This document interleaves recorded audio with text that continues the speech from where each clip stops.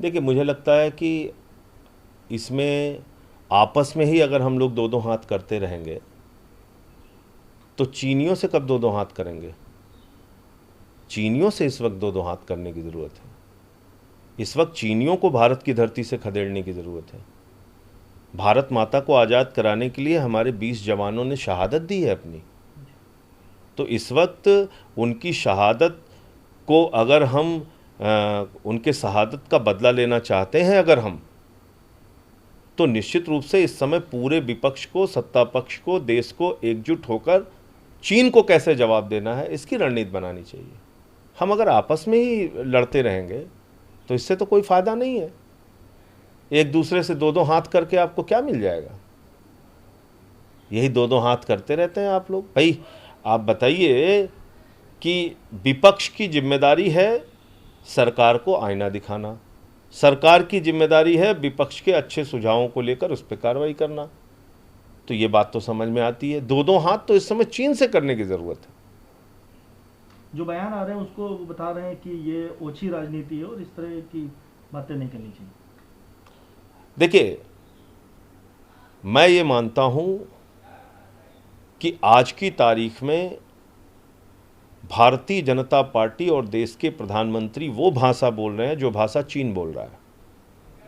और मुझे इस बात का दुख है, कष्ट है, तकलीफ है, क्योंकि इस देश ने अपने 20 जवानों को खोया है।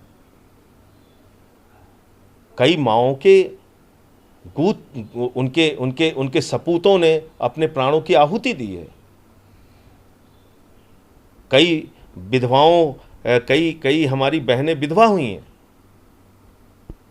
और ऐसे समय में आप ये कह रहे हैं कि चीन ने हमारी जमीन पे 1 इंच भी कब्जा नहीं किया है।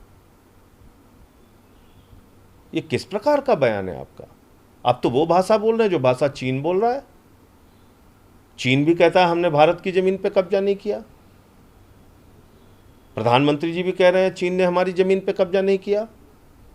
तो विदेश मंत्री स्तर की वार्ता क्यों चल रही थी? सैन्य अधिकारियों की बातचीत क्यों चल रही थी? पिछले 2 महीनों से हमारे सेना की और चीन की सेना के बीच में झड़प क्यों हो रही थी? हमारे 20 जवानों ने अपनी शहादत दी तो भारत माता की धरती को आज़ाद कराने के लिए शहादत दी। और आप कहते हैं कि साहब चीनियों ने हमारी ज़मीन पे 1 इंच भी कब्जा नहीं किया है। तो मुझे लगता है कि ये बात ठीक नहीं है। और इस पर जो भाजपा के अध्यक्ष का बयान आया, उन्होंने कहा कि मोदी जी भगवानों के भगवान हैं। ये तो बहुत बड़ा अहंकार है।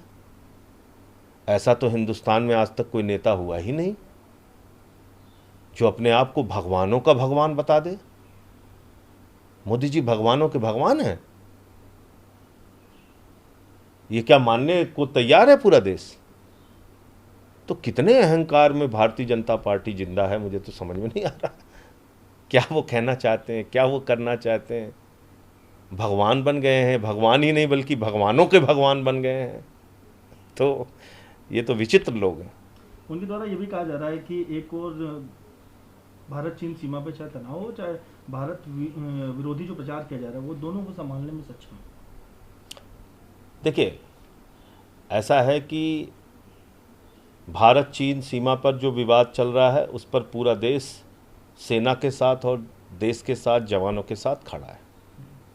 और पूरा देश ये चाहता है, देश गुस्से में है, आक्रोश में है कि चीन को उसकी भाषा में जवाब दिया जाए। पहले भी चीनियों ने हमें धोखा दिया है, एक नहीं कई मौक़ों पे। अजहर मसूद को जब ग्लोबल आतंकवादी घोषित करने की बात हुई तो उन्होंने 3 बार हमारा विरोध किया। संयुक्त राष्ट्र सुरक्षा परिषद में जब हमारी स्थायी सदस्यता की बात आती है तब वो वीटो पावर लगा के हमारा विरोध करते हैं। जब न्यूक्लियर सप्लायर ग्रुप में हमारी सदस्यता की बात आती है तब चीन हमारा विरोध करता है। तो वो तो हमारा हमेशा से विरोधी रहा है। हम उसको पहचान नहीं पाए, ये हमारी गलती है। हम उसको झूला झुलाते रहे, ये हमारी गलती है।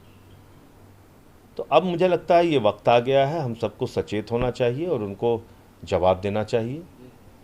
आज हमारे नेपाल से रिश्ते गड़बड़ हो गए तो क्यों हो गए, इस पर सरकार को सोचना चाहिए। भूटान से रिश्ते गड़बड़ हो गए तो क्यों हो गए। जो हमारे परंपरागत मित्र है वो भी हमारे साथ नहीं है।